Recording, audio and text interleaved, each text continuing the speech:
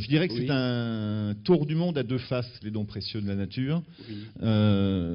Vous décrivez les apports considérables, inestimables, même écrivez-vous, de la nature. Et puis, vous parlez aussi des dégradations de l'abeille à la morue en passant par la forêt tropicale. Et ce tour du monde, il se termine pas très loin de chez vous, donc à Metz, dans le TGV. Et vous traversez la Beauce. Alors, je voulais lire un extrait, malheureusement, on n'a pas le livre, mais je vais le faire de mémoire. Plus un bosquet, plus une herbe sauvage, uniformisation totale, on a tout incarcéré, on a tout assassiné. Un petit coup de blues, le café était pas bon au bar, ou le croissant pas frais, qu'est-ce qui s'est passé? Mais non, et la seule verticalité que l'on voit quand on traverse la Beauce, ce sont les éoliennes. Donc il serait souhaitable qu'il y ait plus d'éoliennes dans la Beauce. Et si par-dessus le marché, on engageait une concurrence farouche entre les arbres et les éoliennes, il y aurait aussi beaucoup d'arbres. Et ça serait un exemple exceptionnel où la concurrence serait positive. Assassiné, on appelle Brice Hortefeux, ou vous pensez que c'est vraiment l'état du rapport entre l'humanité et la nature? Oui, nos amis allemands qui sont des comptables en écologie et qui sont capables de vous dire combien il y a de renards sur la superficie de la ville de Berlin ou de la ville de Munich, nous apprennent que la biodiversité est beaucoup plus grande dans les villes que dans les campagnes alentours. Et ceci nous amène vers cette question qui m'interpelle beaucoup parce que j'ai une formation de pharmacien, d'agrégé de pharmacie, c'est le problème de la chimie. Je suis très frappé en voyant pas mal d'agriculteurs, en étant souvent invité chez eux, en ayant été moi-même dans une ferme petit garçon, de cette idée qui est très forte, selon laquelle on ne peut pas faire autrement. On est obligé d'avoir ces produits, sinon les rendements s'effondrent. Eh je voudrais vous apporter ici une anecdote. J'ai été invité il y a un peu plus d'un an par les viticulteurs du Bordelais parce qu'ils avaient un problème, on leur avait recalé des ventes de vin de Bordeaux sous prétexte qu'on y avait trouvé des traces de pesticides.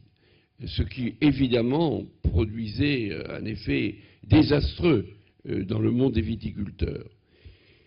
Il fallait savoir comment on va faire pour s'en passer. Alors j'ai essayé d'expliquer comment il faut faire pour s'en passer. Et j'ai été aidé pour cela par une chercheuse qui travaillait sur les vins suisses du canton de Vaud, autour de Lausanne, et qui disait que dans le canton de Vaud, on commence à arroser les vignes avec de la tisane de rhubarbe. Et je lui ai demandé, est-ce que vous l'arrosez aussi avec de la tisane d'aloès? L'aloès est très à la mode en cosmétologie. Figurez-vous, je dis que l'aloès a la même composition chimique dans son sucre que la rhubarbe. Pour les scientifiques qui sont là, ce sont des anthraquinones. Et ces substances sont puissamment antifongiques et totalement atoxiques. Comment ai-je pu savoir que ces substances étaient antifongiques? Eh bien, en faisant ce qu'on appelle de la transversalité, en utilisant les connaissances que j'avais acquises pour mon agrégation concernant les plantes médicinales, dans le domaine de l'écologie où j'ai mis les pieds par la suite. Quand j'étais en Afrique, j'avais été extrêmement frappé du fait que les maladies fongiques étaient extrêmement répandues, car dans un climat chaud et humide de l'Afrique subsaharienne, les dartres, les mycoses sont monnaie courante.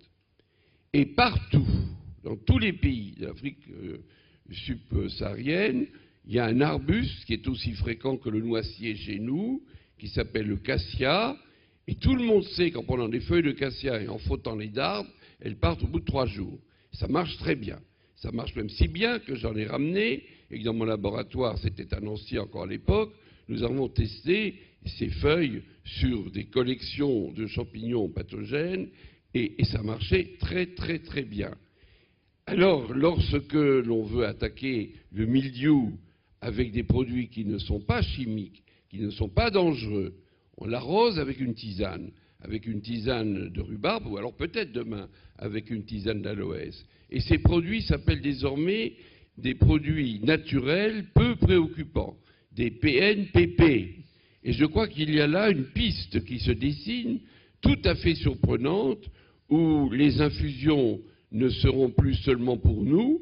Dans mon métier, j'ai fait mon agrégation sur les plantes médicinales, donc je suis censé avoir la science infuse des infusions, mais on va sans doute les utiliser désormais dans l'agriculture.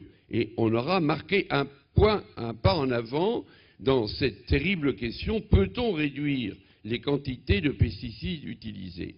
Alors ce qui est très embêtant, c'est que nous sommes inquiets. Je le dis très clairement, nous sommes inquiets. Il faut réduire les quantités utilisées. Il y en a une bonne dizaine, plus qu'une dizaine, qui sont dans le collimateur, qu'il faudra faire disparaître rapidement. Ici, nous avons la chance d'avoir le grand programme européen REACH qui vise à moraliser la chimie et qui donc aura un impact sans doute très important, indirectement sur la santé, car il y a évidemment des liens entre un certain nombre de maladies de civilisation comme le cancer, Alzheimer et les maladies dégénératives neurologiques, et puis trop de chimie.